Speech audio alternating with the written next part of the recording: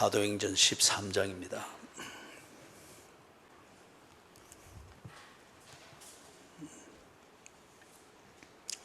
사도행전 13장 1절부터 3절까지만 봉독을 하겠습니다. 안디옥 교회에 선지자들과 교사들이 있으니 곧 바나바와 니게르라 하는 시므온과 구레네 사람 루기오와 분봉왕 헤롯의 젖동생 마나인과 및 사울이라.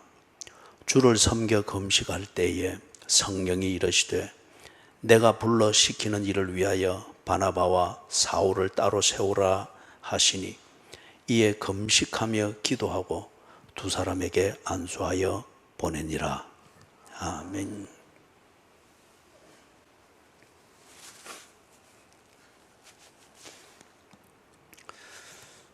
가족과 함께 있는 시간에 가족들이 제게 가장 많이 했던 그 충고 중에 하나가 설교 짧게 하라. 그 다음에 돌아와서 어제 부엌에서 봉사하고 있는 교인들을 만나서 짬뽕도 먹고 했는데 그러면서 대접 잘하고 그렇게 밝은 분위기로 저를 맞이해 줬던 이유가 있더라고요. 헤어질 무렵에 하고 싶었던 말을 하더라고요. 설교 짧게 하십시오. 그러면서 제 뒤통수에 대고 위협까지 가했습니다. 30분 넘어가면은 다 일어나서 나가기로 했습니다. 근데 그런 충고와 위협이 아니더라도 제가 그 시드니에 있으면서 시드니 3개월 동안 그냥 집에만 있었습니다. 거기 완전히 봉쇄가 돼가지고 그래서 집 밖에 가까운 데 산책하고 그리고 집에 있으면서 주일은 특별히 이제 여러 교회들의 설교를 듣고 예배를 드리고 그래 하면서 보면서 그래 많이 생각을 했습니다. 좀 짧게 해야 되겠다. 좀 짧게 해야 되겠다. 그동안 교인들이 얼마나 힘들었을까. 스스로 그리 느끼고 있었습니다. 그런데 위협을 하고 이러니까 반감이 생겨서 오늘 어떻게 될지 모르겠습니다. 오늘은 여기 13장, 14장 두 장을 정리를 합니다. 그래서 이 왜 13장, 14장이 한 묶음이 되는가 하면은 소위 말해서 바울이 3번에 걸쳐서 선교 여행을 했다고 하죠. 그게 이제 사도행전에 기록이 되어 있단 말이에요. 그 중에 첫 번째 선교 여행을 했던 그 행로가 13장, 14장입니다. 그렇게 13장, 14장을 정리를 하면서 30분이 넘어갈 때쯤 되면 여러분이 일어나서 나갈 거기 때문에 나가기 전에 제가 거기서 딱 중지를 하겠습니다. 그래서 마음대로 못 나가도록. 제가 딱 설교를 끝나버리면 여러분 못 나가는 거잖아요. 그죠? 그래서 13장, 14장 내용을 정리를 하는데 미리 겁먹지는 마시고 오늘도 이 1시까지 가겠구나. 미리 겁먹고 잘 생각하지 말고 집중하여 딱 들으십시오. 13장의 시작에서 이렇게 보면은 안디옥 교회가 나오죠. 안디옥 교회. 시리아에 있는 안디옥입니다. 지금 터키 지역에도 안디옥이라는 도시가 있었고 시리아 지역에 있는 안디옥이 있습니다. 그래서 시리아에 있는 이 안디옥이 로마 제국 시대 때에 3대 도시 중 하나에 들어갔습니다. 로마, 알렉산드리아, 그리고 안디옥입니다. 굉장히 여러 가지 면에서 여유가 있고 부강했던 도시인 것을 알 수 있죠. 그런데 여기에 유대인들이 많이 있었습니다. 유대인들이 많이 있었다고 하는 것은 거기에 유대교가 아주 뿌리를 내리고 있었다는 거죠. 그런데 여기에 이제 복음이 전거되어졌습니다. 그래서 예수를 메시아로 믿는 유대교의 입장에서 보면은 배교자들이죠. 배교자들이고 우리 지금 기독교 역사에서 보면은 그리스도인들입니다. 그들이 예수를 메시아로 믿으면서 그들의 회중이 형성이 됐습니다. 회중이. 물론 유대인들의 회당에서 함께 예배를 드리지만은 그들의 신앙 고백은 기존의 유대인들과 유대교의 교인들과 달랐습니다. 자, 그러는 가운데 안디옥 교회가 생깁니다. 이제 여기서 본격적으로 그리스도인들의 이 회중 예배, 교제, 사역 이게 자연스럽게 밀집이 되어지면서 일어났습니다. 그래서 여러분 보니까 1절에 보니까 교회 구성원이 참 다양하지요. 원수끼리, 이전에는 원수였어야 될 사람들이 지금 같은 교회 안에서 아주 중간 리더로서 많은 일을 하고 있는 것을 봅니다. 로마서 1장 16절을 보면은 복음의 능력에 대해서 말하지요. 내가 이 복음을 부끄러워하지 아니하노니 이 복음은 모든 믿는 자들에게 구원을 주시는 하나님의 능력이 됨이라. 그런데 그 모든 믿는 자들의 그 속에는 보니까 헬라인이 있고 유대인이 있습니다. 대표적으로 유대인들이 아주 지옥 자식처럼 취급하던 그 사람들을 통칭하여 이방인이라고 했습니다. 유대인 아닌 다른 모든 사람을 이방인이라고 했고, 그 이방인들 중에 가장 대표격으로 꼽는 민족이 누구였는가 하면 헬라인들이었습니다. 그래서 거기에 첫째는 유대인에게요, 둘 또한 헬라인에게로다. 로마서 1장 16절에 그렇게 되어 있습니다. 복음의 능력입니다. 복음은 특별한 신분을 위한 그러한 종교가 아닙니다. 그리고 복음은 인간의 어떤 특별한 욕구를 채워주는 그 수단으로서의 종교가 절대 아닙니다. 복음은 하나님이 자기 백성을 구원하시는 하나님의 능력입니다. 그렇기 때문에 하나님이 구원하시고자 하는 하나님의 백성 안에 누가 있는지 우리는 모릅니다. 우리는 언제나 내 정서와 내 잣대 중심으로 판단하기 때문에 내 코드에 맞으면 구원받을 사람이고 내 코드에 안 맞으면 지옥 자식이 되는 게 우리입니다. 근데 우리는 모릅니다. 하나님이 구원하자고 하시는 하나님의 백성은 하나님이 하십니다. 그리고 하나님이 구원하십니다. 그 구원하시는 절대적인 수단이 무엇이었느냐? 복음입니다. 그래서 이 복음이 증거되어지니까 여기에 인간적인 관점에서 내 입장에서 보면은 원수고 함께 하셔서는 안 되는 사람인데 하나님의 구원의 능력인 복음, 이것을 통해서 보니까 여기에 온갖 사람이 다 있습니다. 유대인과 헬라인이 지금 한 교회 안에서 공동체가 되어 있습니다. 그리고 정치적으로 아주 적개심을 가질 수 있는 사람이 지금 여기 한 공동체 안에 들어와 있습니다. 거기에 특이한 분 한 사람만 소개를 하면은 1절 마지막에 보니 분봉왕 헤롯, 이는 지금 안디바를 말합니다. 안티파스. 분봉왕 헤롯의 젖동생 마나엔이라고 되어 있죠. 여기 젖동생이라고 하는 말은 이 헤롯 대왕의, 이 헤롯 안디바의 아버지가 헤롯 대왕이잖아요. 예수님이 탄생하실 무렵에 2살 이하의 어린이는 다 죽이라고 명령한 그 사람이 헤롯 대왕입니다. 그 헤롯 대왕의 4명의 아들에게 자기가 통치하던 구역을 분할해서 주었습니다. 그래서 그 분할된 한 구역을 맡은 자기 아들, 그 아들을 가리켜 분봉왕이라고 합니다.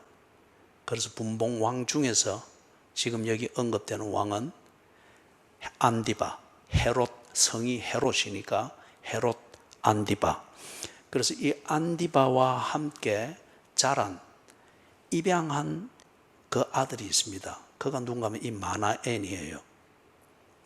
헤롯 대왕이 권자에 다 올라서 본궤도에 올라서기 전에 이 이제 정치 거기에 뭐 발을 들여서 로마 황제하고 이래 입을 맞추면서 어떻게든지 입신양명하려고 애를 쓰는데, 그때에 이 헤롯 대왕에게 당신은 앞으로 크게 될 사람입니다, 이 예언을 해준 유대인 선지자가 한 명 있어요.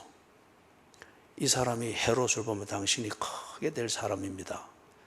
그 덕에 이 사람은 대접을 잘 받았겠죠. 특히 헤롯이 그가 말한 대로 실제로 로마 황제의 인정을 받아서 유대와 그 주변 지역을 통할하는 대왕의 자리에 올랐을 때 이 사람은 자기에게 그 예언을 해준 선지자가 너무 고마웠던 거예요.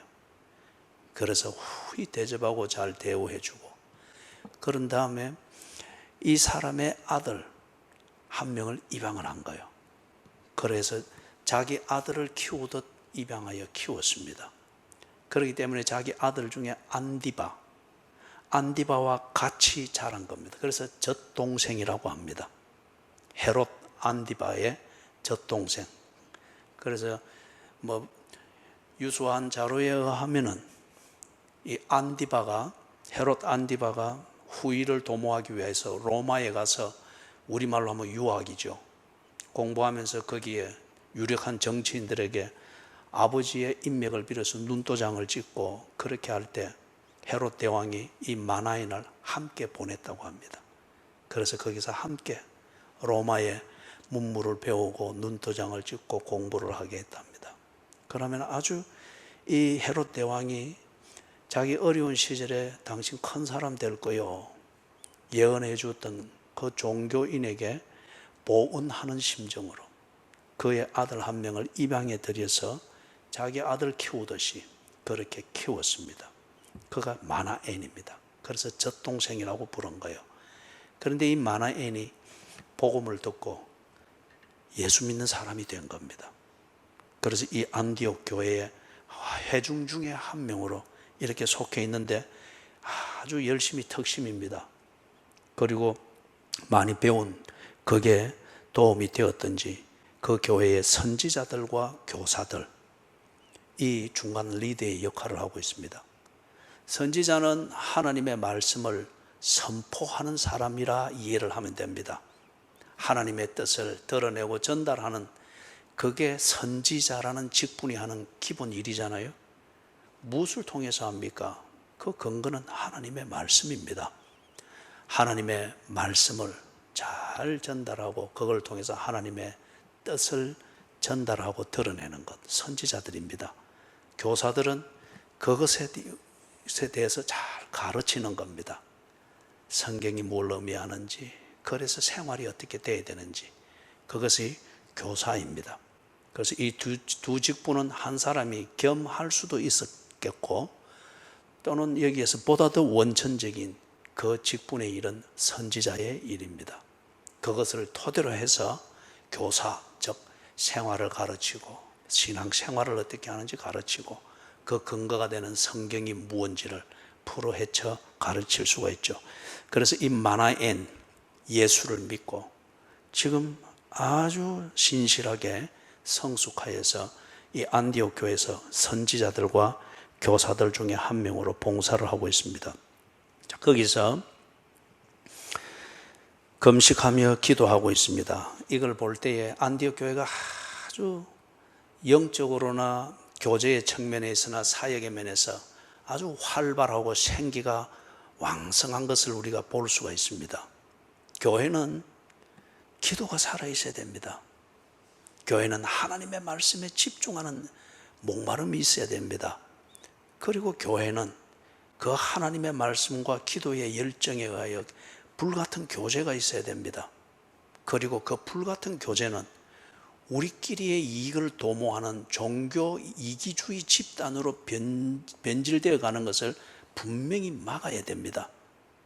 그래서 내가 복음을 들어서 새로 생명을 발견하고 이 새로운 삶을 살게 되었듯이 나와 같은 처지에 있는 이 사람들에게 이 복음을 전가하여 그들에게도 이 생명의 비밀을 알게 하고 이 새로운 생명을 살게 하고자 하는 구령의 열정이 넘쳐나야 됩니다.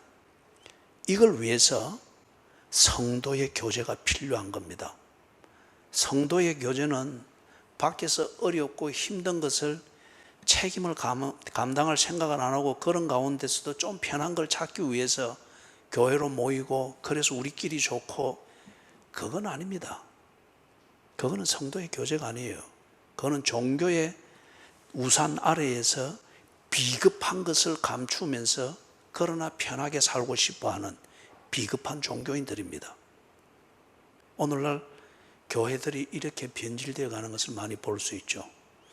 그래서 이 안디옥 교회의 교제와 기도와 하나님의 말씀에 대한 목마름과 그리고 그것이 넘쳐날 때에 우리가 무엇을 해야 할까? 주님의, 소위 말해서 주님의 뜻을 위하여 살고자 하는 그 열정이 넘쳐납니다. 이때에 성령이 그들에게 임했다고 합니다. 이미 거기에 계시는 성령님이죠.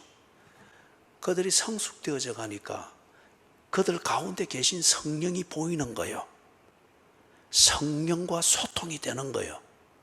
여러분, 애들이 어느 정도 자라서 지 생각이 잡히고 이럴 때까지는 부모가 늘 안고 다녀도 부모가 지 삶 가운데 있는 줄 본능적으로 알 뿐 의식적으로는 잘 모릅니다. 성령이 그들 가운데 계십니다. 그런데 이만큼 성숙해 놓으니 성령이 그들에게 하시는 말씀을 듣습니다. 성령과 소통이 됩니다. 그러면서 성령이 그들에게 하시는 말씀이 두 사람을 구별하여 세우라. 무엇을 위해서? 하나님께서 시키실 그 일을 하도록 하기 위해서 구별하여 세우라고 합니다. 이 부분에 대해서는 참 우리가 생각하고 나누어야 될 말씀이 많습니다. 다음 기회로 이것은 좀 미루어 두도록 하겠습니다. 그런데 먼저 여기서 성령이 정말 계신가? 성령이 못하는 사람인가? 사도행전 1장과 2장을 할 때 성령에 대하여서 좀 설명을 했습니다. 간단하게 정리하면 이렇습니다. 성령은 하나님의 영입니다. 하나님이 거룩하시기 때문에 그의 영을 가리켜 거룩할 성자 붙여서 성령이라고 부릅니다. 그러면 이상하네요. 우리의 영과 육이 분리되면 우리는 죽는데 하나님은 어떻게 해서 영과 하나님의 존재가 분리해 있습니까? 그렇죠? 우리가 요즘 로봇을 많이 만듭니다. AI 시대라고 하죠. 로봇을 만들 때에 로봇을 만드는 것은 사람이 만듭니다만은 사람과 똑같이는 만들지 않습니다. 사람에게 필요한 만큼 만듭니다. 로봇의 몸체를 만들어 놓고 거기에 칩이라고 하는 것, 프로그램을 심어놓은 칩을 넣으면은 사람이 필요한 대로 움직이도록 되어 있는 대로 로봇이 움직입니다. 칩을 빼버리면은 로봇은 몸체만 있지 아무 움직이지를 못합니다. 하나님이 사람을 지었습니다. 사람을 지으신 하나님은 사람과 같지 않습니다. 하나님은 쉽게 말하면 그분의 몸체와 그분의 영이 분리하여 활동합니다. 그분은 누구에서 지음받은 피조물이 아니고 그분이 창조주이시며 본체이십니다. 그렇기 때문에 그분은 그렇게 존재하시며 활동합니다. 그분이 당신의 필요와 당신의 기쁨을 위하여 사람을 지었습니다. 하나님의 형상을 닮은 사람을 지어서 하나님의 목적을 위하여 사람이 살도록 했는데, 그렇게 지음받은 사람은 몸과 영이 같이 있어야 됩니다. 그렇게 지어졌습니다. 그렇기 때문에 지음을 받은 로봇과 같은 우리 인간의 이 존재 양식을 기준으로 하여서 하나님의 존재 양식을 평가하는 것은 불합리합니다. 하나님이 사람을 지었습니다. 지으실 때에 하나님께서 우리에게는 몸과 영이 함께 있고 결코 분리될 수 없도록 그러나 우리를 지으신 하나님은 그렇게 존재하십니다. 영과 몸이 따로 있습니다. 다시 반복하지만은 우리가 로봇을 만듭니다. 차를 지었습니다. 그러나 차 엔진을 걸지 않고 키를 빼버리면 차는 아무 짝에도 쓸모가 없죠. 엔진을 가동시키면 차는 우리에게 꼭 필요한 도구가 됩니다. 하나님이 사람을 지었습니다. 그 하나님의 영은 지금 사람과 같은 이런 구조로 존재하는 것이 아닙니다. 그래서 하나님의 그 영을 성령이라 그렇게 하고, 하나님의 성령이 하나님의 뜻을 가르치고 나타내고 전달합니다. 그 영이 지금 안디옥 교회 이 교제 가운데, 기도 가운데 지금 임하셨습니다. 그래서 그들에게 명령을 하는 거예요. 두 사람을 구별하라. 자, 그러면은 구별해서 뭘 하는가? 2절을 보니까 내가 불러 시키는 일을 위하여 바나바와 사울을 따로 세우라. 불러 시키는 그 일, 이걸 위하여서 4절을 보니까 성령의 보내심을 받았다, 그렇게 말을 합니다. 자, 그러면은 여기에서 이제 우리 네 가지를 볼 수가 있습니다. 성령의 보내심을 받은 증거가 있어야 되지 않겠습니까? 자, 이걸 말하기 전에 먼저 앞에서 말했던 것과 연관해서 한 가지를 더 이야기하면 그렇습니다. 우리가 과학주의라고 하는 이것에 우리도 모르는 사이에 길들여져 있습니다. 과학주의라는 이것에 길들여져 있습니다. 논리적으로는 이해가 되고 납득이 되어도 우리에게 다 길들여져 있기 때문에 결과적으로는 꼭 그렇게 생각을 합니다. 그래서 무슨 말이냐면은, 그러면 성령이 존재하고 있다고 하는 것을 증명해 보십시오. 존재한다고 하는 것 같으면 분명히 증명될 것 아닙니까? 이게 과학주의적 사고방식이고 등식입니다. 공식입니다. 그리고 이 말은 맞습니다. 성령이 존재하고, 지금 여기 성경에서 보는 것처럼 성령이 이렇게 개입하여 일을 하시는 것 같으면 분명히 그 일의 결과물이 있어야 됩니다. 그렇지 않는 것 같으면 이거는 자기 개인적인 신비주의고 종교적 환상에 지나지 않는 거죠.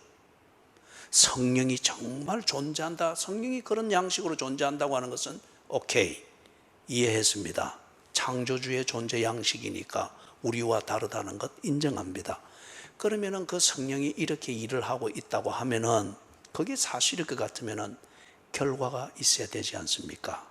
증명하십시오. 여러분, 성령은 볼 수 없습니다. 성령 그 자체를 보여줄 수는 없습니다. 그러나 그 성령이 분명히 이렇게 존재하고 일을 한다면 그분이 하신 일, 우리가 하나님의 일이라고 하는 것, 이것은 분명히 우리 가운데서 확인되고 증명이 되어져야 됩니다. 어떤 것들을 가지고서 이걸 증명할 수 있을까요? 13장과 14장에서 우리가 네 가지 종류의 성령의 하신 일의 결과물을 볼 수가 있습니다. 첫 번째는 하나님의 말씀이 끊임없이 증거되고 있습니다. 모든 성경은 하나님의 감동하심으로 기록이 되었다고 했지 않습니까? 그렇기 때문에 성령이 하나님의 영이고 하나님의 일을 하는 것 같으면 무엇보다도 하나님의 말씀이 여전히 증거되어져야 됩니다. 사람에 의해서 바뀌거나 끊어지거나 코로나에 의해서 하나님의 말씀도 오염되어져서 없어져 버리는 것 같으면 성령은 존재하지 않는 겁니다.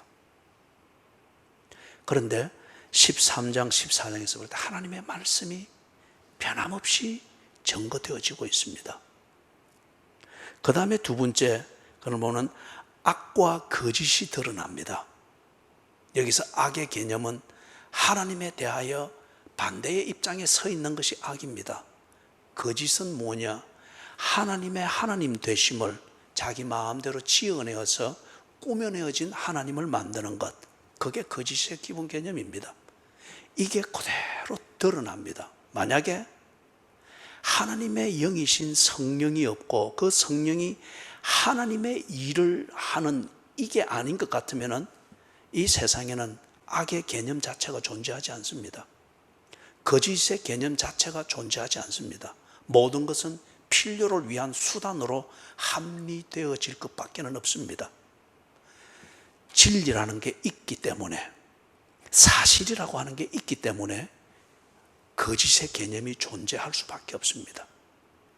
선이라고 하는 이 실제가 있기 때문에 이것을 오도하는 악이라고 하는 것이 성립될 수밖에 없는 겁니다. 그래서 13장, 14장을 쭉 보면은 악과 거짓이 드러납니다. 그러면서 하나님에 대한 오해, 하나님에 대한 왜곡, 이것이 그대로 드러나고 있는 것을 봅니다.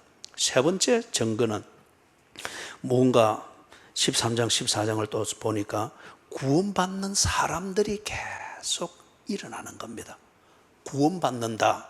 이거는 다름이 아니고 하나님을 인정하고 하나님과 관계를 맺고 지옥의 나라, 악의 나라, 내 자신이 중심이 되는 이 악의 나라, 멸망의 나라에서 하나님이 통치하는, 하나님과의 관계 안에 머무는 하나님의 나라 안으로 들어가는 이 사람들을, 이걸 보고 구원이라고 합니다.